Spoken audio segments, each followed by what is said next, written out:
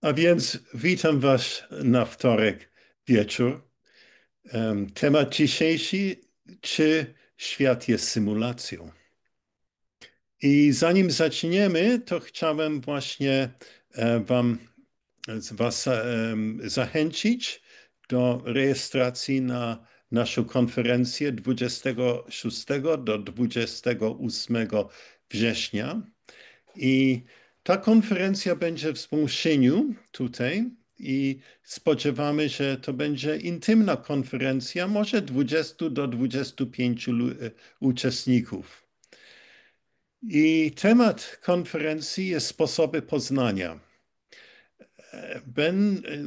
Będą wykłady i warsztaty praktyczne. Zajmiemy się sposobami poznania. Wizje, sny, objawienia. W sobotę zaczniemy od snów, w jaki sposób podejść do snów i ich interpretacja i w jaki sposób też używać wyobraźni. Wyobraźnia była używana w hermetyzmie i to jest jeden sposób, w którym poznajemy i używając wyobraźni, tworząc obrazy, my dochodzimy do gnozy w tym sposób. A więc będą też warsztaty na ten. Rafał Nowak nam opowie o Hiob i Pisti Sofia, a wieczorem Jenny nas będzie prowadziła w dźwięki misteryjne. I następny dzień to będziemy mówili o synchroniczności i też praktyczne doświadczenie gnozy w mistycznych objawieniach i to Iwona będzie prowadziła. Mam nadzieję, że na koniec tej konferencji bardziej będzie jasne dla wszystkich, czym jest gnoza, czym to jest poznanie, w jaki sposób to poznanie budzi się w nas i w jaki sposób dochodzimy do tego momentu, kiedy jesteśmy naprawdę pewni, że istnieje coś poza naszym niskim umysłem i że jest coś większego, transcendentalnego, którego możemy osobiście doświadczyć. I to jest, można powiedzieć, cel naszej konferencji. A więc szczegóły na naszej stronie www.ewangeliegностyczne.pl, gdzie jest informacja i rezerwacja. I w tym przechodzimy do naszego tematu dzisiejszego.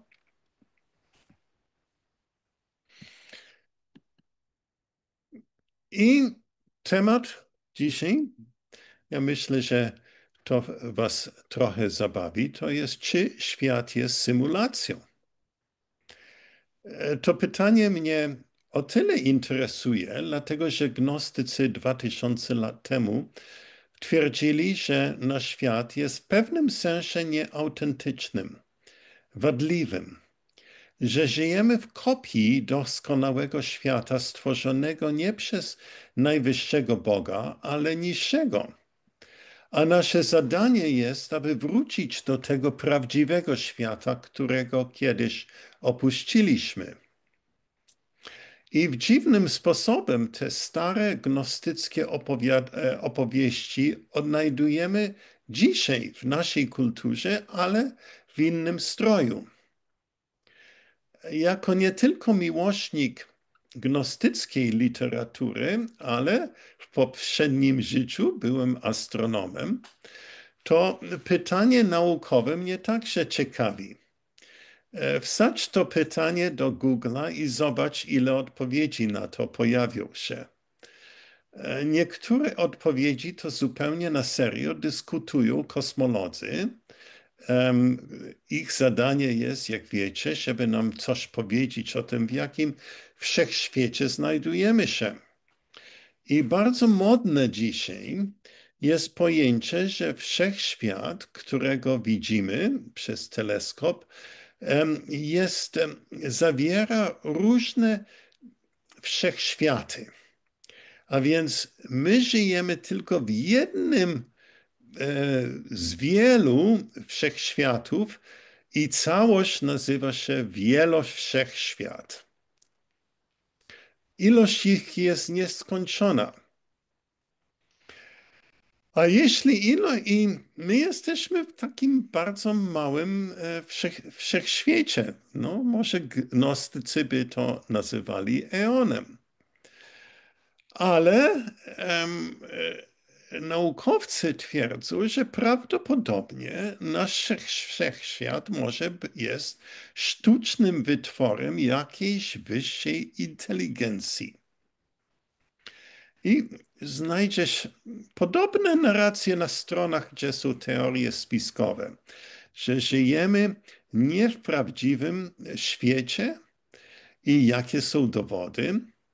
I jeśli uważnie przyglądniemy się różnym wydarzeniom w naszym życiu, to zauważymy tu i tam jakieś luki, które udowodnią nam, że ten świat, w którym mieszkamy, nie jest rzeczywistym, ale rodzaj symulacji prowadzonym przez ich. Oczywiście nie wiemy, co to są ci oni. No, temat też dawno istnieje w literaturze science fiction, naukowa fantazja.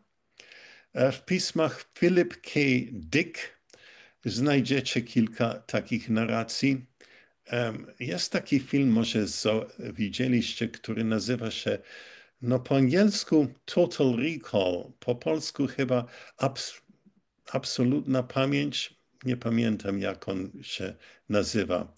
A w każdym razie bohater jest przekonany, że był na Marsie, ale okazało się, że jego pamięci są sztuczne. Dlaczego? No, bo kupił te pamięci od jakiejś firmy, bo chciał pojechać na Mars, ale nie stało mu się na aktualną podróż, a więc kupił sztuczne pamięci, żeby być przekonany, że był kiedyś na Marsie. No, tak to mogło być. Ale w filmie, co przez to pojęcie stało się najbardziej popularne, można powiedzieć, był film Matrix, w którym wychodzi na jaw, że nasz świat jest objawem tylko stworzonym przez komputery, a nam tylko wydaje się, że żyjemy w prawdziwym świecie. Ale rzeczywisty świat jest o wiele bardziej mroczny, gdzie toczy się walka ludzkości z tymi maszynami. No, a więc ten świat, co my myślimy, że jest naprawdę rzeczywisty, jest tylko złudzeniem stworzonym przez te komputery, żeby nas trzymać w stanie takim półśpiącym. Inny film naprawdę fantastyczny, bardzo dobry, który ja polecam, nazywa się Truman Show, w którym bohater żyje w świecie bardzo miłym, takim miasteczku i niby doskonałym, a jednak w końcu wykrywa, że ten cały świat jest prawdziwym programem reality show, a on sam jest jedyną prawdziwą osobą. Wszyscy inni aktorzy. I cały zewnętrzny świat obserwuje go przez całe jego życie. Wszystkimi, z którymi się styka, są aktorzy. No, dlaczego ten temat jest tak popularny? I co budzi w nas takie zainteresowanie? No, te opowiadania, które pochodzą od różnych kręgach, niezależnie od kultury, jakby wychodzą znikąd. Twierdzą, że coś z naszym światem jest nie tak. Religia nasza mówi, że jest dobra, ale nasze doświadczenie jest, że świat jest przesiąknięty błędami. A więc tworzymy różne narracje, żeby zmierzyć się z tą obserwacją. Nawet nasza nauka ścisła, która powinna być zupełnie racjonalna, na serio bierze to pytanie. Czy istnieje gdzieś w jakimś wymiarze gigantyczny komputer albo inteligencja sztuczna, która stworzyła ten świat dla swojej osobistej zabawy? Może jak w filmie Truman Show jesteśmy podmiotami jakiegoś kosmicznego reality show. Niedawno temu widziałem dyskusję, w którym Olga Tokarczuk brała udział. I ona właśnie wspomniała, że najbardziej popularne gry komputerowe dla młodych są te gry, w którym bohater wojuje z obcymi albo zombie w świecie sztucznym. No, chciałbym teraz odwrócić nasze pytanie trochę i spojrzeć na niego jako stary mit, który pojawia się znowu w naszym świecie, nosząc ubranie technologii. Mitologie pojawiają się spontanicznie w różnych kulturach i nie mają jednego autora. Pytanie, kim jesteśmy, co my tu robimy, to są bardzo zasadnicze pytania naszego bytu. Każdy zadaje to pytanie samemu sobie. I to nie jest pytanie powierzchowne. Mierząc się z nim, tworzymy opowiadania o pochodzeniu świata, o bogów, które w świecie pojawiają się, a więc mitologię. I znawca mit i ich badacz Joseph Campbell określał mitologię jako metaforę. I te opowiadania wskazują na pewne rzeczywistości psychiczne. Sprawy, które dla naszej psychiki są ważne. I patrząc na te prawdy z punktu widzenia chłodnej logiki, można je traktować jako rzeczy nieprawdziwe, wymyślone. Jednak potem te mity mają coś dla nas, głęboko czujemy, że coś tam znaczą. W czasach przed oświeceniem braliśmy takie opowiadania bardziej na serio, dlatego że te opowiadania mierzą właśnie z pytaniami, które nigdy nie przestaliśmy stawiać sobie. A więc skąd pochodzimy, dlaczego tu istnienie, czym jest cel naszego istnienia i co to wszystko dookoła nas znaczy. Te pytania,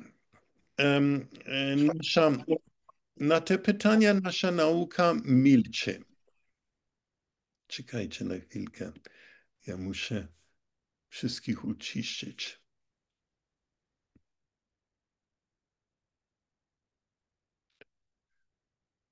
I dalej.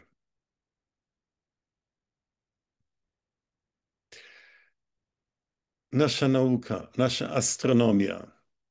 Spytaj astronomów lub biologów, i ja często ich pytałem, kiedy byłem studentem, po co tu jesteśmy? Albo jakie jest znaczenie naszego świata? I odpowiedzą, jesteśmy przypadkiem natury. Nie ma żadnego znaczenia. Nie ma Stwórcy ani Boga, ale jakoś to nam nie wystarcza, a więc dalej tworzymy opowiadania. I mitologie właśnie mierzą się z tymi pytaniami. I i te opowiadania są sposobem, żeby mierzyć się z głęboką psychiczną prawdą. Nie jesteśmy tylko istotami racjonalnymi, czego jeśli wątpicie, spojrzcie sobie na naszych polityków. Jeśli oni chcą wasze głosy, to używają obrazy, symbole, bo wiedzą, że te przemawiają do nas bardzo głęboko, dlatego używają flagi narodowe, Matki Boskiej, menora żydowska, inne symbole politycy wykorzystują, bo wiedzą, że to ludzie, że te symbole przemawiają do ludziom. No ale gdzie są dzisiaj nasze mitologie? To jest poważne pytanie. Nasz świat jest inny niż 2000 lat temu i wszystko dzisiaj jest technologią. Pozamiataliśmy dawno temu starych bogów i nawet nowych bogów. I mało z nas zajmuje się starymi opowiadaniami. Nawet słowo mit dziś znaczy coś, co może brzmieć fajnie, ale jest nieprawdziwe. Ale dlatego, że nasz umysł nie zajmuje się starymi opowiadaniami, to nie znaczy, że jesteśmy bardziej szczęśliwi, ani że nasze życie dla nas ma jakiś sens. Mitologie nie są stworzone przez nasz umysł racjonalny, ani ten rozum logiczny nie tworzy nasze dzieła artystyczne. Tu wchodzi w grę aspekt naszej psychiki, który jest nieświadomy. A mianowicie nieświadomość zbiorowa, gdzie istnieją archetypy, siły, które są wspólne dla całej ludzkości. To one w końcu tworzą mitologię. Dlatego, że o nich zapomnieliśmy, to nie znaczy, że oni o nas zapomnieli. No, stare bogowie może istotnie odeszli, ale nowe bogowie drzwiom tylnym weszli na świat. I nie trzeba się dziwić, że pierwsze objawy nowych bogów pojawiają się w science fiction właśnie. Książki i film jak 2001 Odyseja Kosmiczna, Williama Gibsona Neuromancer. Science fiction jest objawem kulturalnym, często sięgając głęboko w psychiki ludzkiej. I tam często czytamy o pojęciach, które dopiero później stają się rzeczywistością. Dlatego warto nam zająć się obrazami i opowiadaniami, które pojawiają się w naszej kulturze. I to właśnie wszystko wraca do tego doświadczenia, że z naszym światem coś jest nie tak.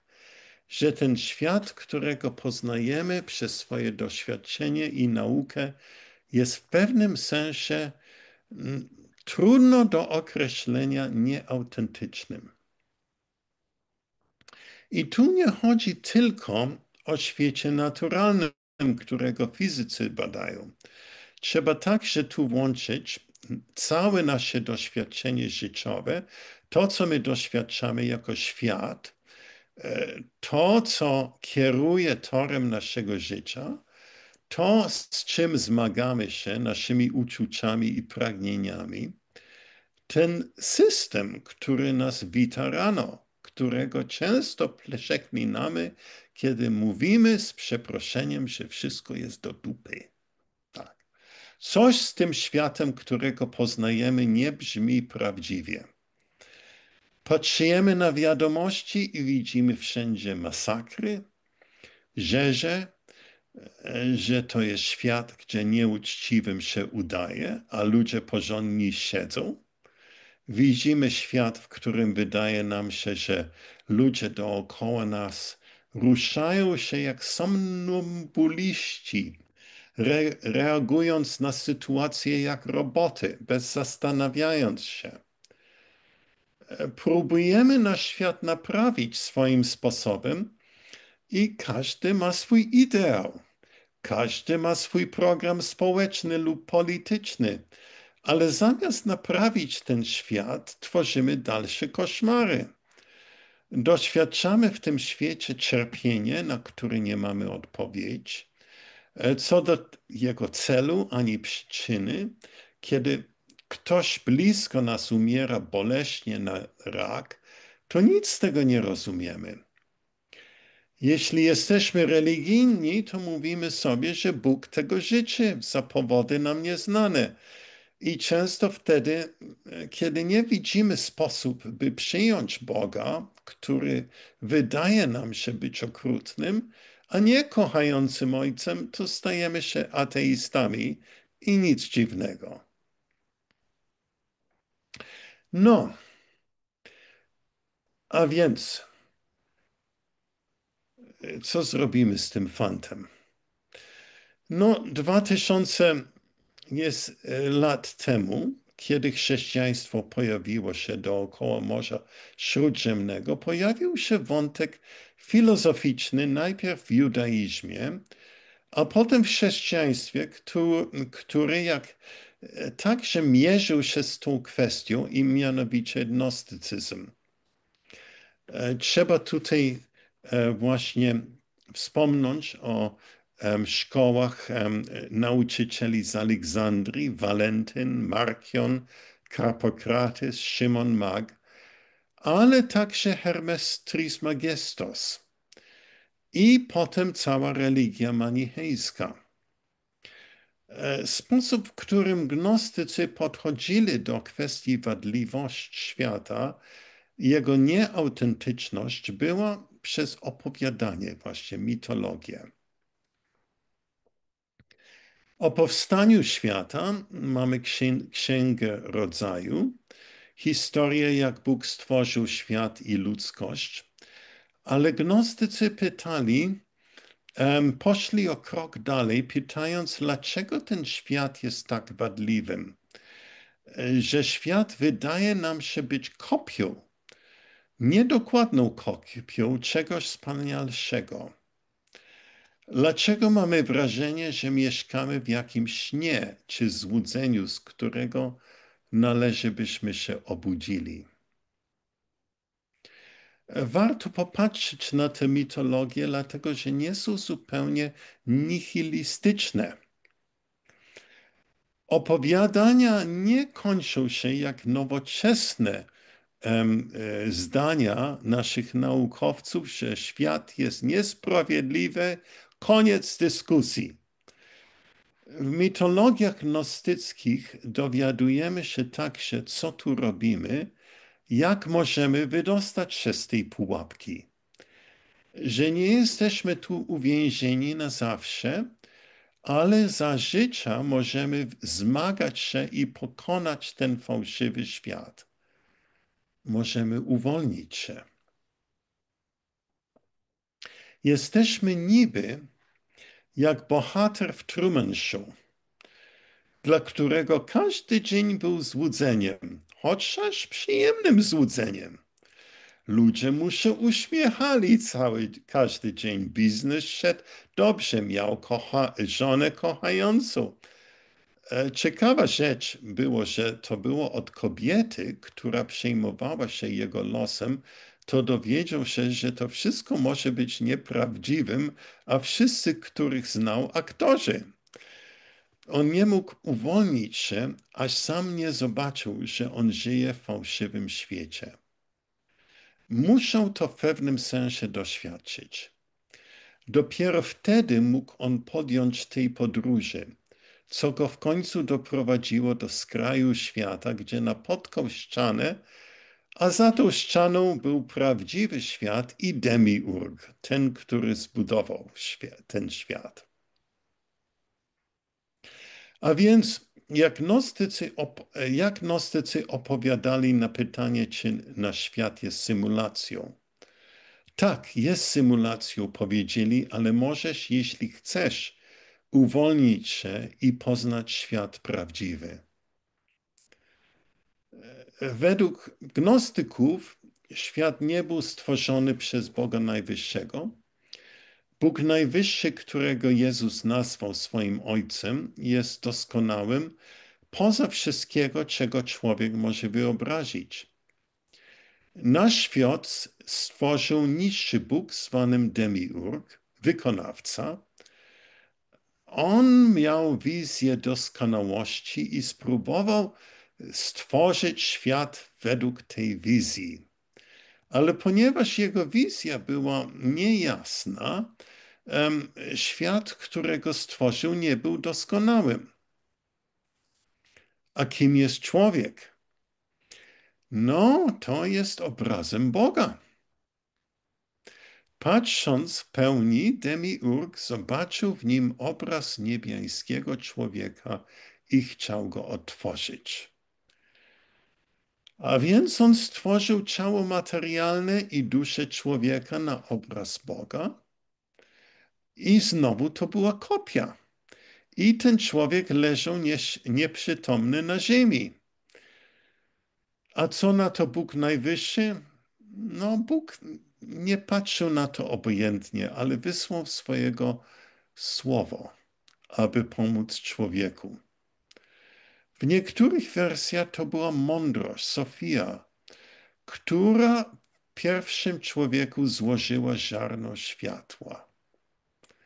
Człowiek obudził się i przemówił, a Demiurg i jego słudzy byli przerażeni, bo zobaczyli, że człowiek ma w sobie świadomość, która ich przekracza, że człowiek może ich przewyższyć. I w swoim przerażeniu oni wrzucili człowieka w świat materialny, dając mu ciężkie ciało, aby go ograniczyć, by zapomniał o ziarnie światła, którego nosi. Broń Boże, żeby on ich nie przewyższył. Jeśli macie apetyt na teorie spiskowe, oto wielki spisek, którego my jesteśmy ofiarami. Że jesteśmy uwięzieni w tym świecie przez siły, które nie są dla nas bardzo przychylne. I to pojęcie pojawia się już w pismach Platona, w jego przypowieści o jaskinie i w misteriach elusejskich i orfickich. No i są różne wersje tego opowiadania nawet pośród gnostyków i dzisiaj w kinie opowiadanie powtarza się w Matrixie w formie nawet bardziej mrocznej, że nas stworzyli komputery, które trzymają nas nieświadomym w pojemnikach, gdzie nas karmią sztucznie, aby ukraść naszej energii dla siebie. Muszę zwrócić uwagę na inną wersję, którą zaproponował rosyjski filozof Georgij Iwanowicz Gurdjieff. I tam właśnie Gurdjieff proponował, że włożono w nas potajemnie instrument nazwany Kundebufer, bardzo ciekawa nazwa, a więc to ten organ Kundebufer ogranicza naszą świadomość, abyśmy się stali pokarmem na istot mieszkając na Księżycu. Te wampiry, które nas właśnie kradną naszą energię, ale tylko póki jesteśmy nie samoświadomi. Kiedy stajemy się samoświadomi, to już nie mogą kraść naszą energię. No, nawet gnostycy, często oskarżeni jako nienawidzący świata, nie mieli aż tak mroczną wizję. A jednak widzicie, w filmie Matrix pojawia się Zbawiciel, nasz bohater Neo, i jest prorokowane, że pojawi się ten, dzięki któremu ludzkość trwając w niewoli może się przebudzić i zwyciężyć. Ale najpierw Zbawca sam musi dojść sobie, sam siebie odnaleźć w tej wizji. Podobnym sposobem gnostycy widzieli misję Jezusa. Człowiek w materii jest nieświadomy, nie wie, kim jest, ani po co istnieje. No gdyby człowiek mógł poznać samego siebie jako nosicielem światła, to dlaczego sam by się nie obudził? No, dlatego, że człowiek jest twardo pogrążony w śnie i w złudzeniach i nie ma sam dosyć siły, aby sam się przebudzić. Potrzebuje on pomocnika. Ewangelia prawdy określa naszą kondycję ludzką jako koszmar i nasze życie jako złudzenie. I przeczytam nam parę zdań z Ewangelii prawdy. Jakie jest nasze życie? Opętało ich wiele złudzeń i pustych głupstw i pozostawili jakby pogrążeni w śnie. Znaleźli się w niepokojących koszmarach, w których gdzieś uciekają albo są bezsilni i za czymś gonią, znajdują się w środku bitwy, albo inni ich biją, albo spadają z wysokich miejsc lub bez skrzydeł lecą w powietrze. Innym razem jest tak, jakby to inni ich zabijali, chociaż nikt ich nie goni, albo jakby oni sami przesiąknięci krwią mordowali sąsiadów. No właśnie, dlatego mordujemy sąsiadów i dlatego dokonujemy te straszne rzeczy, jak na przykład teraz się dzieje w Gazie.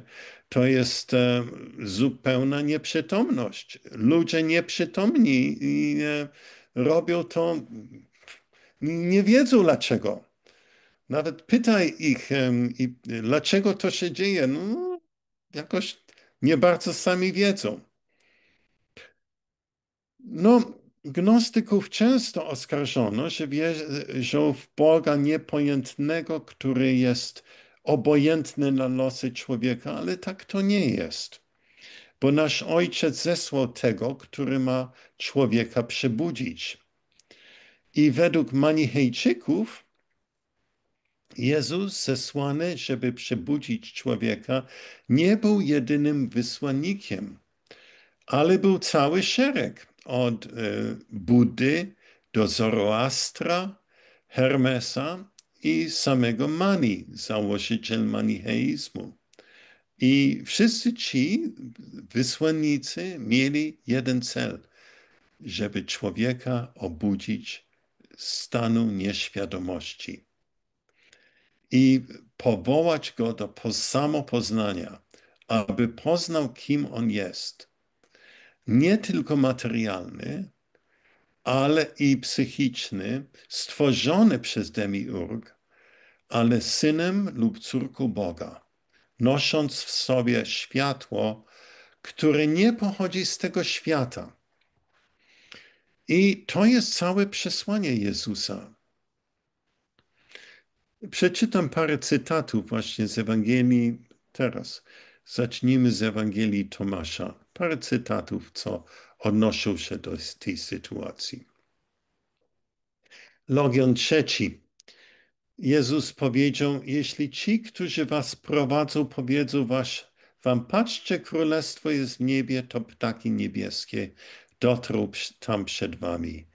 Jeśli powiedzą wam, że ono jest w morzu, to ryby was wyprzedzą. Królestwo zaś jest w was i jest poza wami. Kiedy poznacie samych siebie, doznacie poznania i pojmiecie, że jesteście synami Ojca żywego. A jeśli nie poznacie samych siebie, to żyjecie w nędzy i jesteście nią. A więc nasze zbawienie nie dzieje się przez śmierć Jezusa na krzyżu, o którym gnostycy prawie nic nie pisali, ale przez samo poznanie. Świadomość tego światła, którego nosimy. No i Logion 24. Uczniowie rzekli do niego, pokaż to miejsce, gdzie ty jesteś, albowiem trzeba, abyśmy go szukali. I on im odpowiedział, kto ma uszy, niechaj słucha.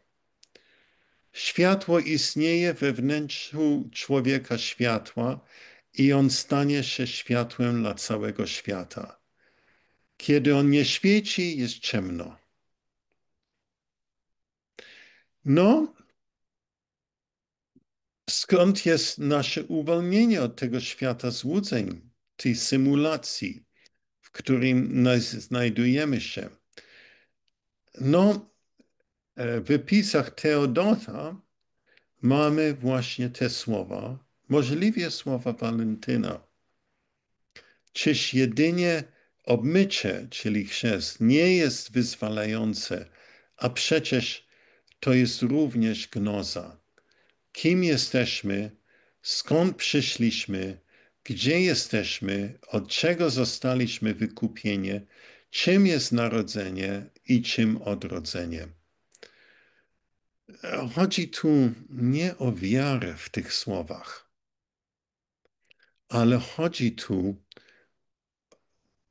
o poznaniu,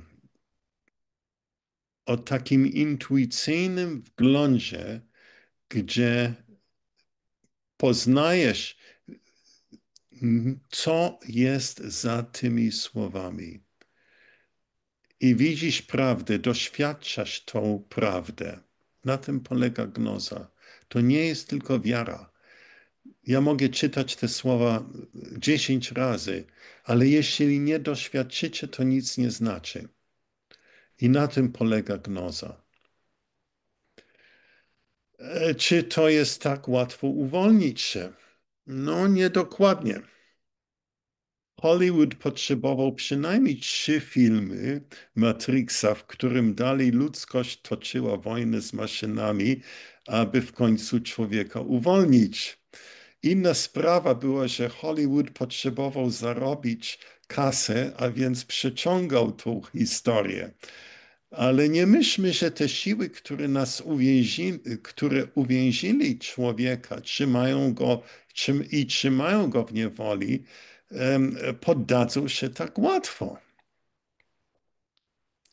Hermetycy i gnostycy uznali, że w naszych duszach mieszkają siły, które zbudowali świat i od których musimy się uwolnić.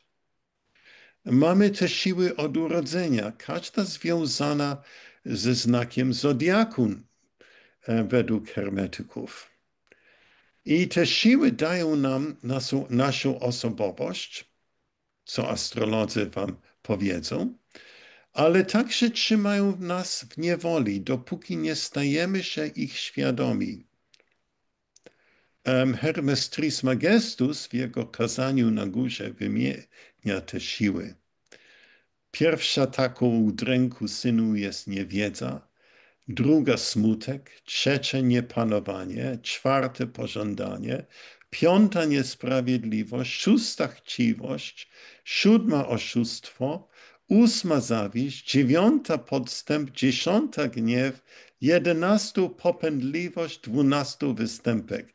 Co do liczby jest ich 12, a pod ich władzą synu jest jeszcze więcej innych. Zmuszają one poprzez więzienie ciała, aby wewnętrzny człowiek cierpiał w sposób zmysłowy. Według tej nauki człowiek musi uwolnić się z tych sił.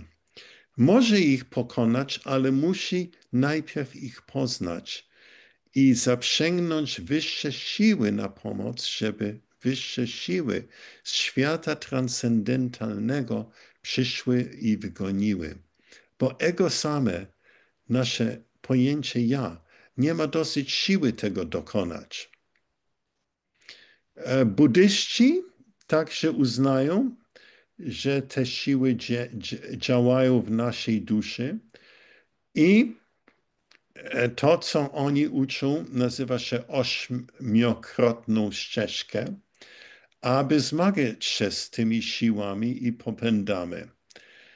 I ja myślę, że w ujęciu psychologii Junga chodzi tutaj o wewnętrzną przemianę i o poznanie nasze popędy, namiętności, kompleksy, uwarunkowania, To są te siły, które tutaj nas trzymają w niewoli i które, póki ich nie znamy, ale kiedy i póki nieznane, to działają przez nas w projekcjach. No i dlatego niestety tworzymy świat takim, jakim jest. No i możemy ich poznać w różne sposoby, w naszych relacjach, w naszych projekcjach. Kiedy zaczynamy się być świadomi siebie, to zaczynamy widzieć, jak te siły działają w nas. I na tym polega samopoznanie. I to jest praca ciężka, w którym budzi się poznanie, i w tej pracy nie jesteśmy zupełnie bez pomocy. Są siły, które istnieją w świecie transcendentalnym, jak hermetycy poznali, które są gotowi nas pomóc w tej pracy, jeśli zajmiemy się nimi.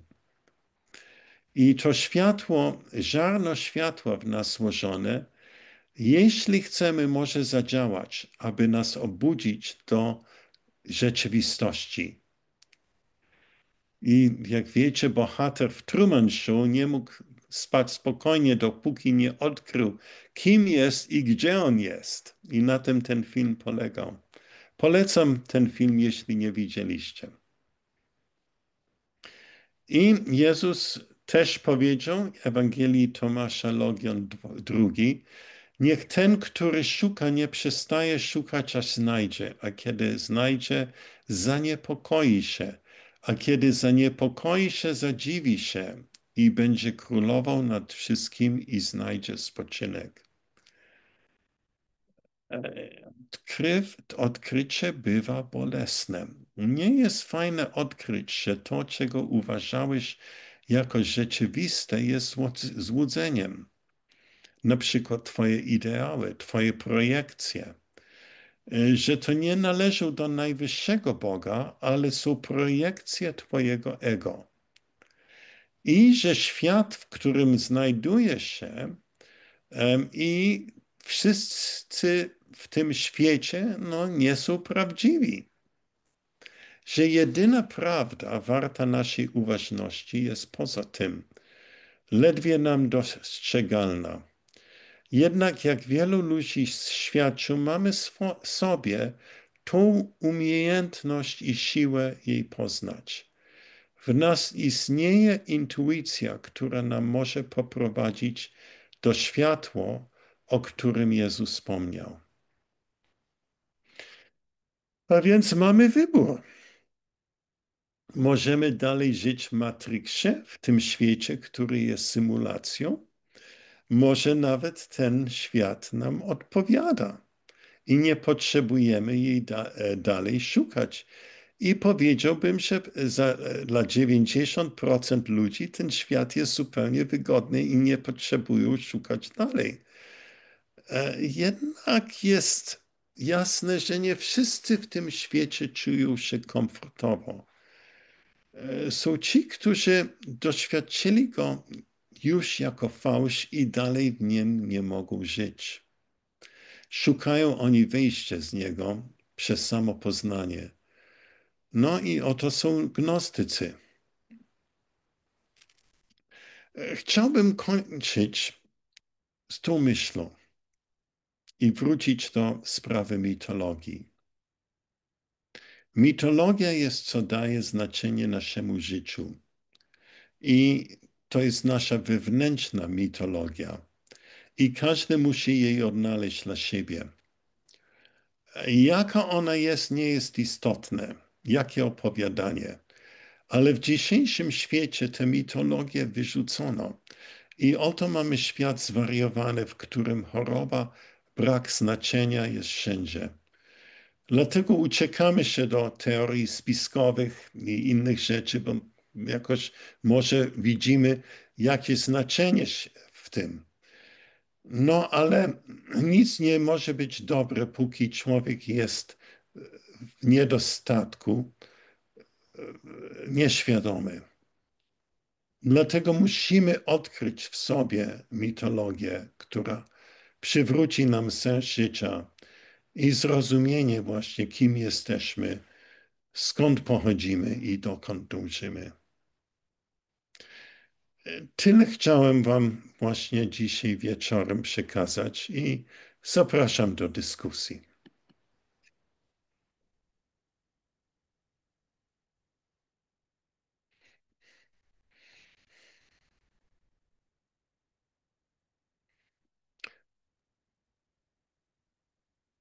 Temat ogromny, temat, Tak, temat rzeka. tak. Bardzo poruszany wszemi na całym świecie obecnie i nie tylko obecnie, od wielu, wielu lat. I badają go i naukowcy, i nienaukowcy, i filozofowie, i religie, i zwykli ludzie, i jasnowidzący, i przeróżne grupy społeczne. Tak. Wszyscy potwierdzają, że zdecydowanie coś w tym jest. Coraz więcej różnych ścieżek znajduje ten sam koniec, to samo rozwiązanie, że jest to coś, co możemy nazwać symulacją. Natomiast rozumiana bardzo tak niewłaściwie jest to ta symulacja, ponieważ kojarzy się z formą gry komputerowej, a kompletnie tym nie jest, ponieważ nie jest jednolitym środowiskiem, w którym wszyscy przeplatają się na jednej płaszczyźnie, w jednym wymiarze i bawimy się, wszystko jest fajnie. Natomiast symulacja to jest forma projekcji każdego indywidualnego człowieka. Każdy indywidualny człowiek nie widzi swoimi oczami, tylko przetwarza wszystko przez procesor, który ma w głowie. Mhm. Nie mamy bezpośredniego kontaktu z rzeczywistością, nawet nie wiemy, jaka ta rzeczywistość jest, bo wszystko przechodzi przez procesor, Przez zmysły mówisz, tak? przez mózg. Bo M- wszystkie zmysły kończą się i tak w tym w środku i wszystko jest przetwarzane przez mózg, czyli komputer, nasz biologiczny a, komputer. Czyli my aha. bezpośrednio nie możemy sobie tak po prostu poznać, pomijając komputer, który mamy w czaszce, nie możemy poznać rzeczywistości, musimy przetworzyć to przez pewne procesy. Pytanie, co i kto zaprogramował nasz komputer?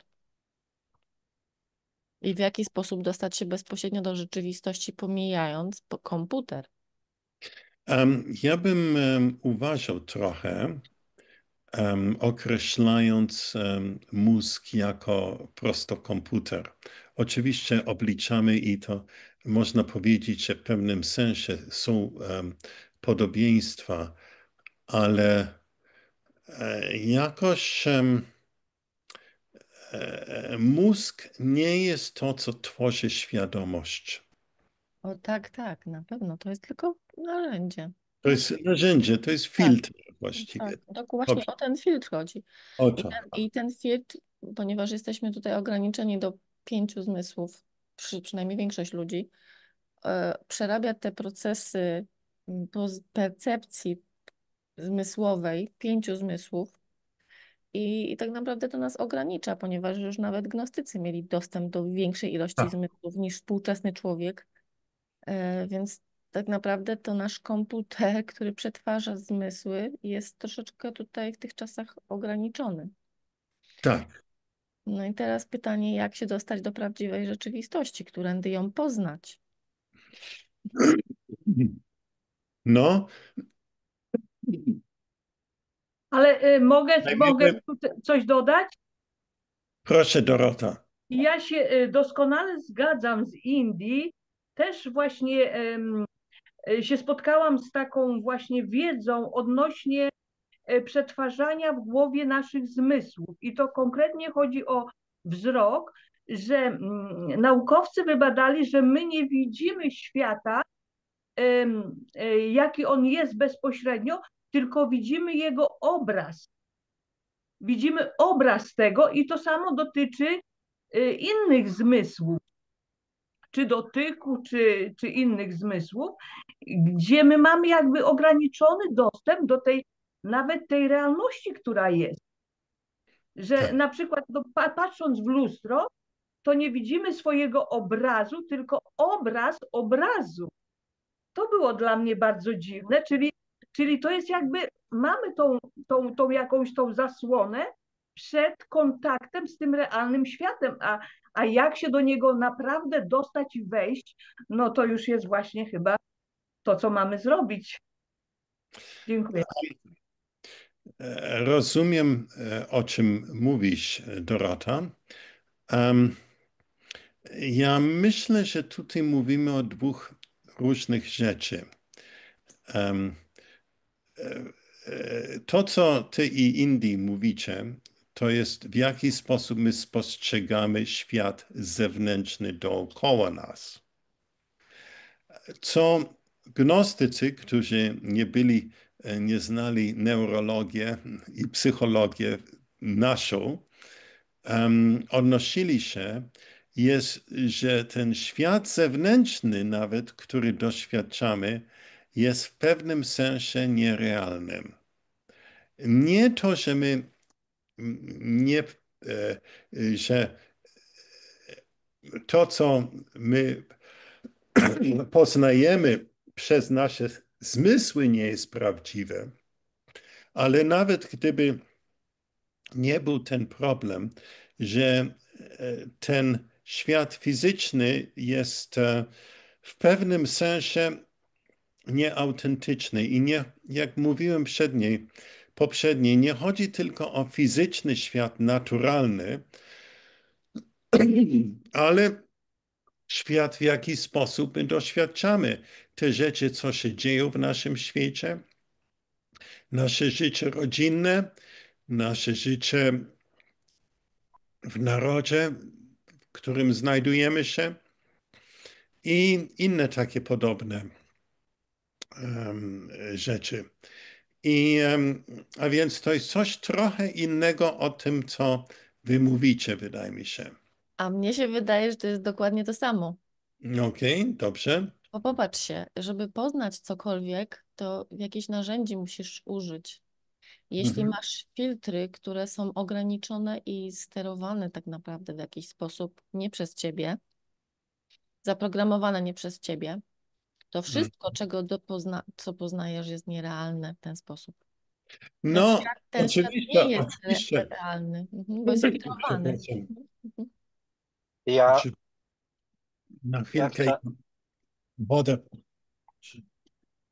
ja chciałem powiedzieć, że jestem świeżo po lekturze Aionu Junga i jak słuchałem tej dyskusji, to wydaje mi się, że Jung można go nazwać współczesnym prorokiem.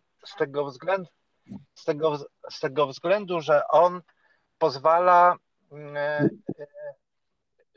poukładać sobie pewną wiedzę do kupy, że nie jesteśmy pozbawieni narzędzi poznania. Jest wręcz przeciwnie, że z racji tego, że on poprzestawiał pewne akcenty, które funkcjonowały powiedzmy do końca XIX, początku XX wieku w naszej kulturze ogólnie, przeszliśmy rewolucję przemysłową i zostaliśmy przez to nieźle poranieni.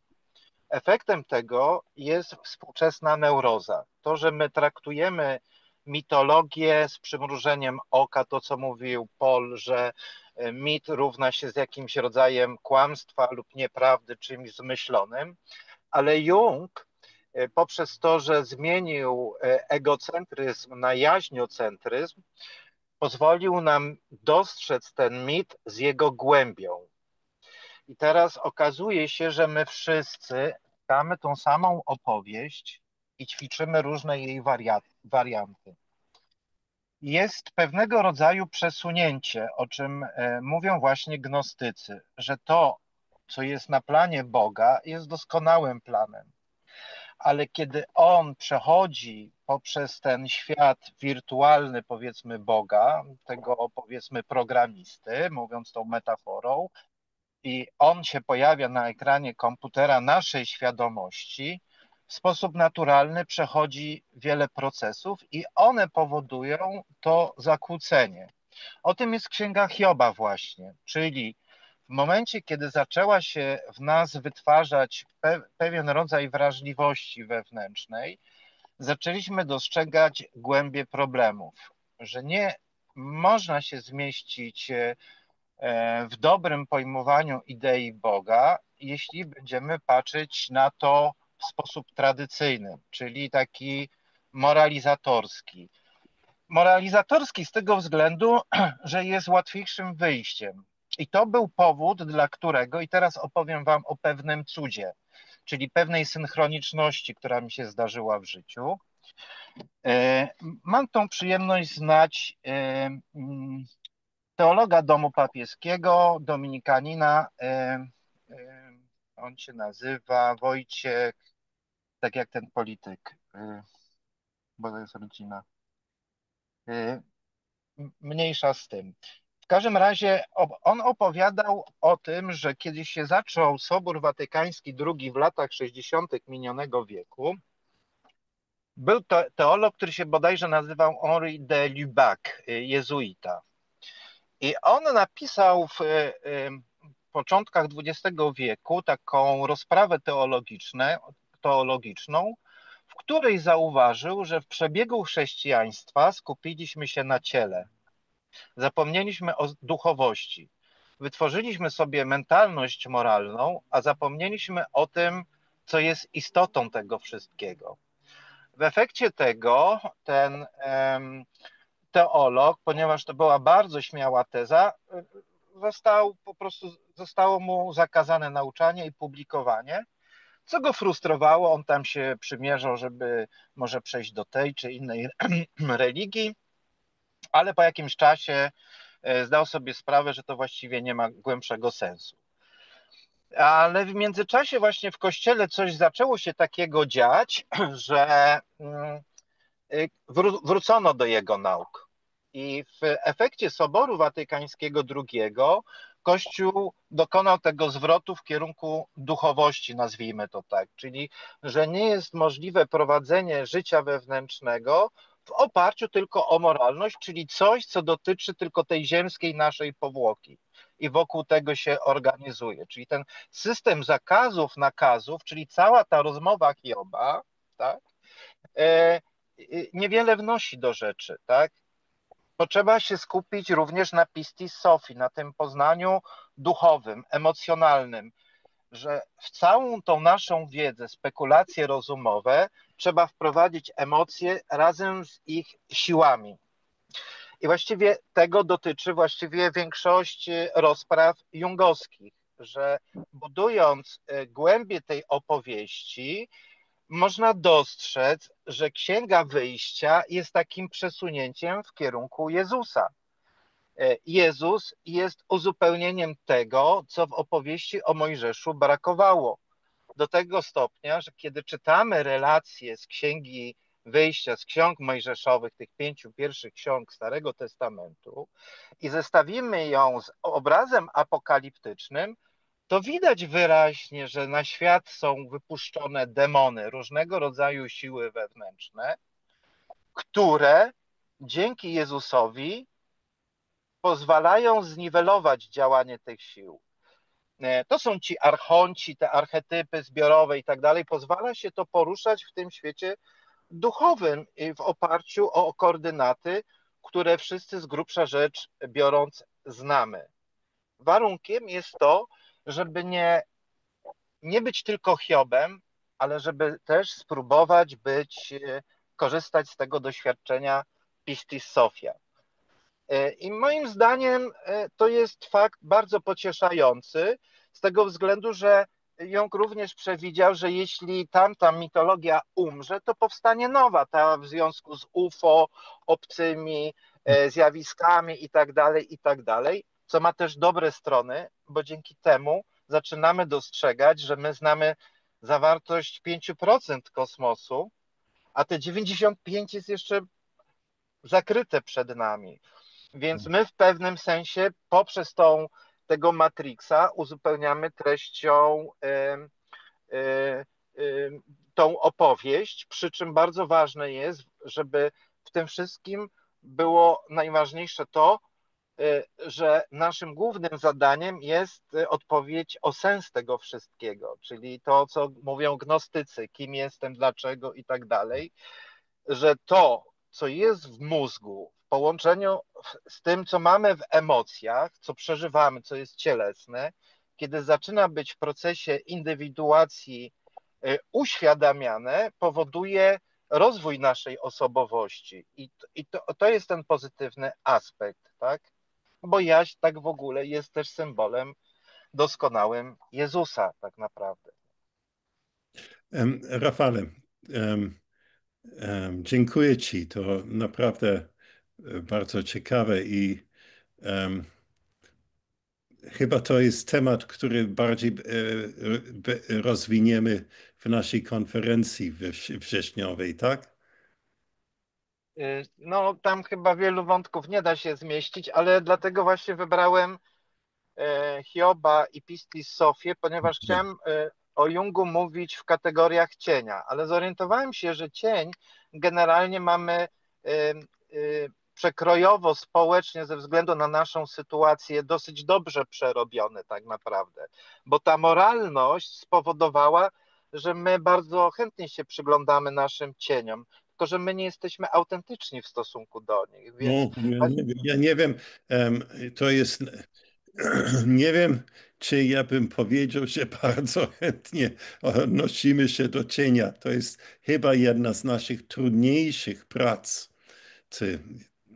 Bardzo No to ten temat być może rozwinę. Natomiast wydaje dobrze. mi się, że pełnią tej opowieści to jest właśnie to, co w postaci Pistis Sophii jest uzupełnieniem i tym przesunięciem, tym właśnie takim, tą gnostycką intuicją, że w tym świecie coś jest nie tak, ale poznanie pozwala znaleźć wyjście z tej sytuacji, w której żeśmy się znaleźli. Nie całkiem przyjemnej i to nie jest prosta historia. Tak. Bardzo dobrze, dziękuję Ci. A ja bym chciała przypomnieć metaforę średniowieczną Poznania, chociaż to jest okres średniowiecza, to jest bardzo gnostycka moim zdaniem metafora. Zapomniałam tytułu dzieła, z którego pochodzi ta rycina, ale jak powiem w kilku słowach ją opiszę, to każdy będzie wiedział, o co chodzi. Mamy kulę ziemską, na której jest człowiek w takich szatach alchemika, maga, uczonego, i tę kulę ziemską otacza kurtyna i ten człowiek wychyla głowę pod tą kurtyną, próbuje wydostać chociaż część siebie spoza tej kurtyny, żeby zobaczyć, co jest za kurtyną, a kurtyna okala nasz świat ziemski, więc stara się spojrzeć na świat nie fizyczny, nie cielesny, tylko duchowy. Stara się zobaczyć, co jest za symulacją właśnie, jeżeli my jesteśmy światem symulowanym, nasza rzeczywistość jest cała symulowana, to w takim razie pojawia się pytanie, w takim razie co jest poza symulacją? No co jest prawda? Szukamy prawdy. I wydaje mi się, że już w średniowieczu była właśnie ta świadomość tego, że jest coś więcej niż ten świat materialny, ten świat pełen magii, złudzenia, ten destrukcji, ten świat, no, który jest związany ze złem, undemalum, skąd zło dotyczy właśnie świata jego stwórcy, czyli demiurga i tych sił od archontów, archonicznych sił. I teraz ta postać na tej rycinie wychyla tę głowę, żeby zobaczyć, co jest poza. I teraz dlaczego ja mówię, że to jest również gnostyckie widzenie, no właśnie Poznania, ponieważ ta osoba, ten człowiek jest przedstawiony w takich szatach alchemika, uczonego, a alchemicy dążyli do niczego innego, jak do poznania samych siebie. I tu właśnie wydaje mi się, że ta rycina daje odpowiedź na to, jak poznawać, gdzie poznawać, jak poznawać, w jaki sposób poznawać. No, poprzez siebie. Królestwo jest w tobie, czyli poznanie jest w tobie. Poprzez samego siebie możesz poznać, czyli ten człowiek, on tam jest tak na czworakach przedstawiony, gdzie zawsze mi się to kojarzyło z takim przeczołganiem. Musiał się przeczołgać najpierw przez swoją naturę, przez swój cień się przeczołgać, żeby mógł się doczołgać do kurtyny, którą dało rady wtedy podnieść. Bo tak jak mówiłeś, no, sami nie jesteśmy w stanie osiągnąć tego poznania. No, my się przygotować możemy do przyjęcia gnozy, do poznania, ale potrzebna jest gnoza, żebyśmy doświadczyli poznania. No i właśnie i to jest średniowiecze i ta rycina średniowieczna jeszcze tak wiele zawiera w sobie treści właśnie również gnostyckich i wydaje mi się, że tu jest gdzieś odpowiedź na to, co jest za symulacją.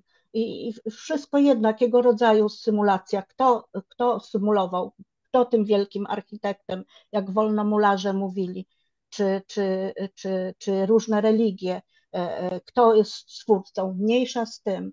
Najważniejsze, co jest poza tym światem, no, tylko stworzonym, czyli to, co jest prawdą, co jest poza fałszem, gdzie zaczyna się prawda.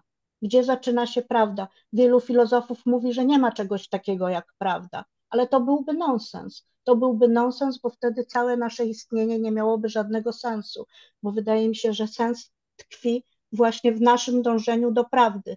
Ja jej być może nie muszę dotknąć, jej nigdy nie dotknę, ale dążenie robi mnie człowiekiem, że dążę do tego, dążę do prawdy. I wydaje mi się, że gnostycy dążyli do prawdy. Dziękuję, to chciałam powiedzieć.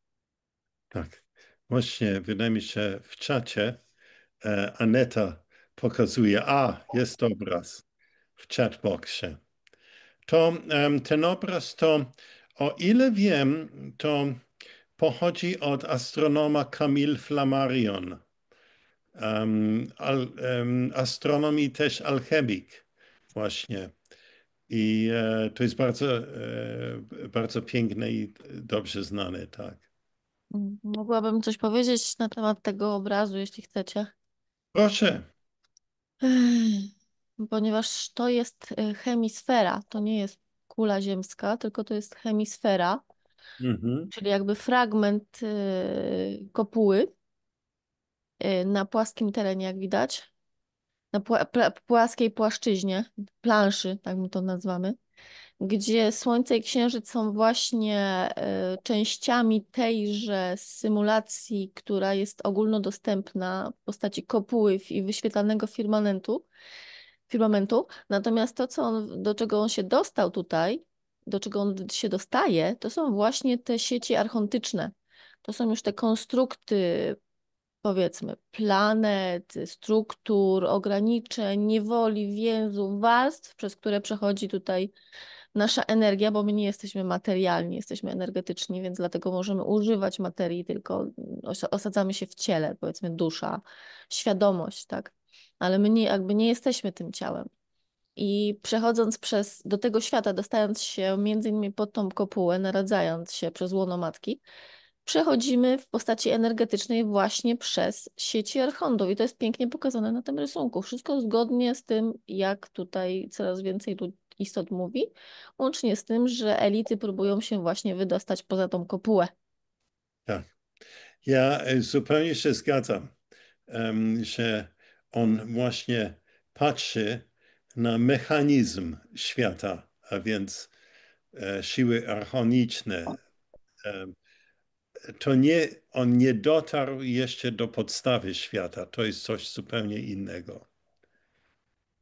Do tego, Ale już wie, że jest kopuła, że jesteśmy oddzieleni. Tak. Nie? On Że wie, że jest kopuła. Tak. Firmament cały. Tak. Bardzo, bardzo dobrze. Dziękuję Ci bardzo, Indy, za wypowiedź. Bardzo trafna.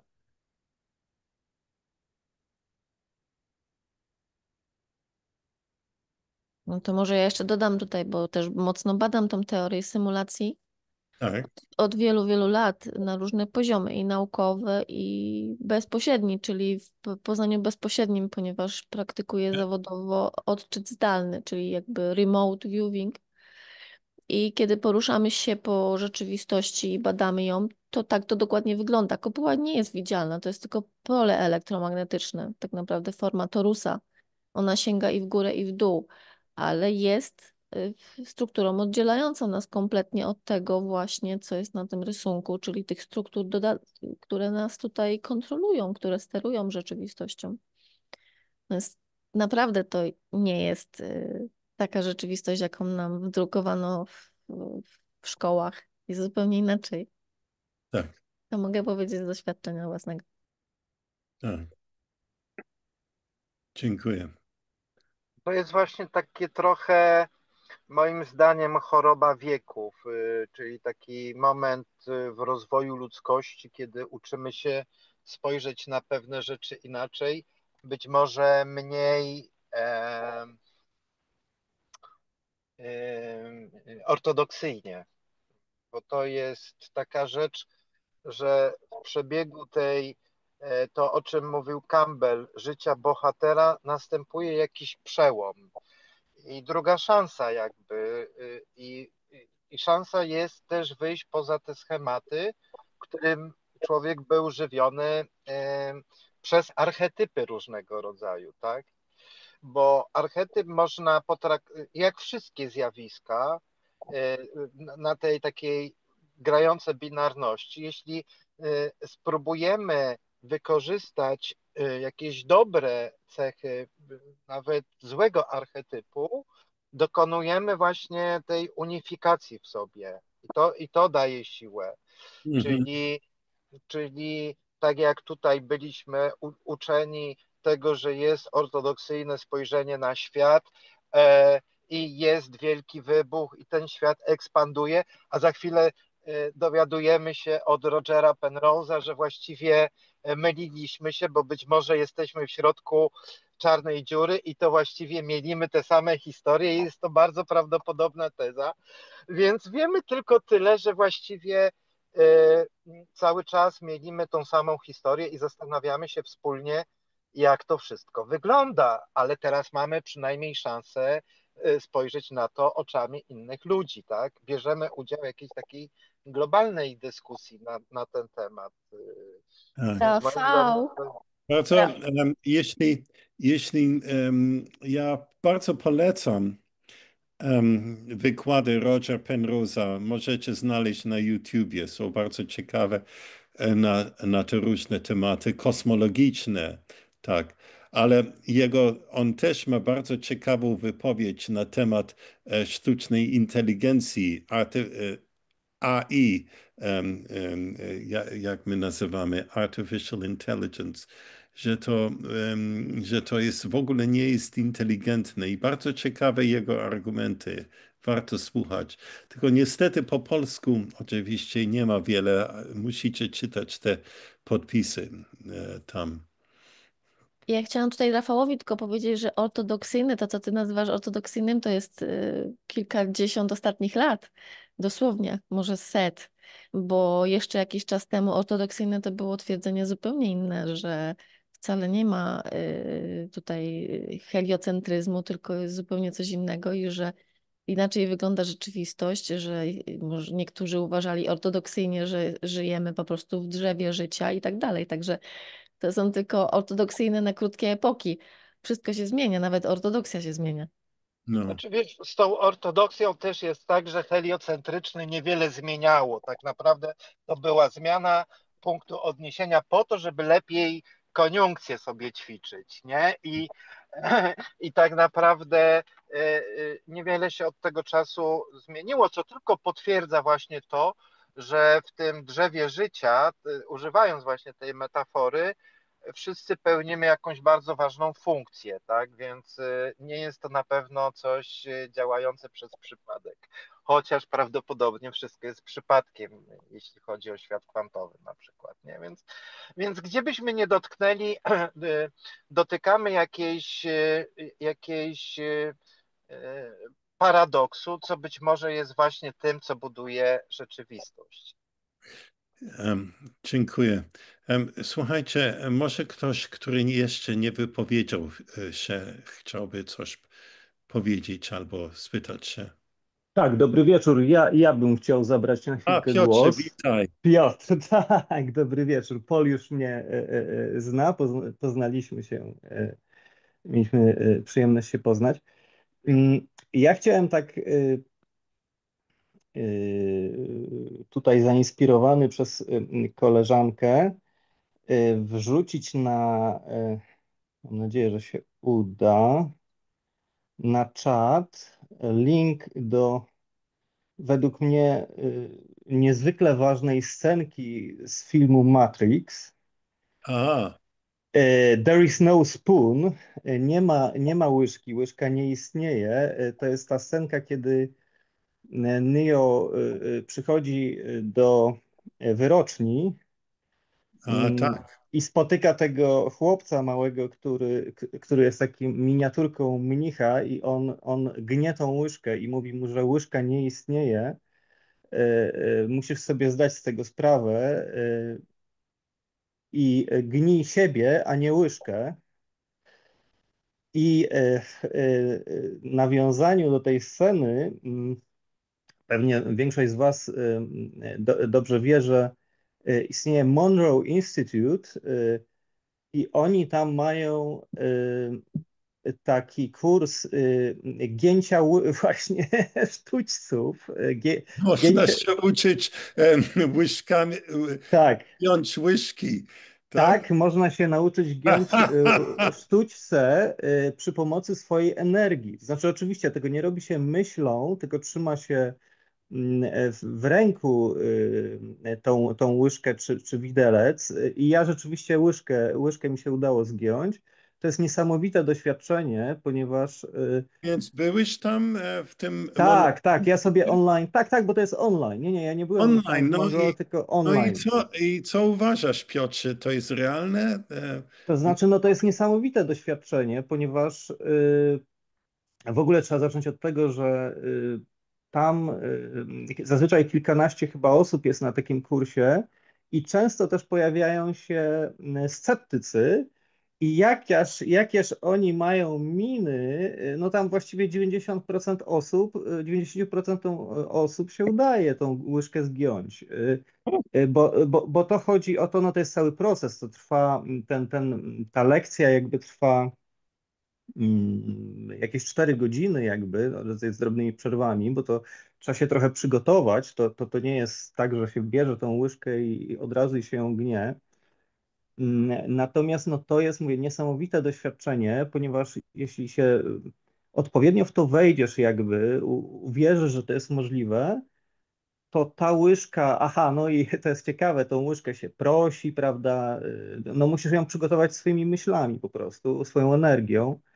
I to jest niesamowite doświadczenie, bo ona staje się jak plastelina po prostu. No właściwie bez wysiłku, no bez żadnego wysiłku się tą łyżkę gnie, no jak się chce, tak?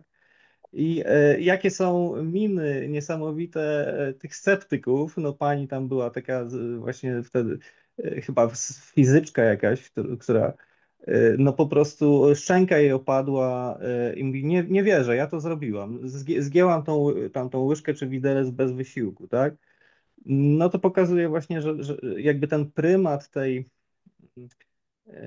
tego niewidocznego nad tym widocznym, tak? Że możemy swoją energią i myślą giąć bez wysiłku materię, tak? No tyle chciałem powiedzieć, Dziękuję Ci, Piotrze. tak, Muszę polecam ten powiedzieć, kurs. że chyba jestem bardziej sceptyczny na razie, póki Aha. sam to nie zobaczę i nie wiem, czy na Zoomie to wystarczy. Może chciałbym być w pokoju, gdy się to robi, bo jak wiesz, na scenie czarodzieje mogą różne Mhm. takie rzeczy pokazać Mhm. i zupełnie w sposób inny Mhm. wyjaśnić takie rzeczy. A więc ja nie wiem, ja musiałbym Mhm. zobaczyć to. Ale Mhm. bardzo Ci dziękuję i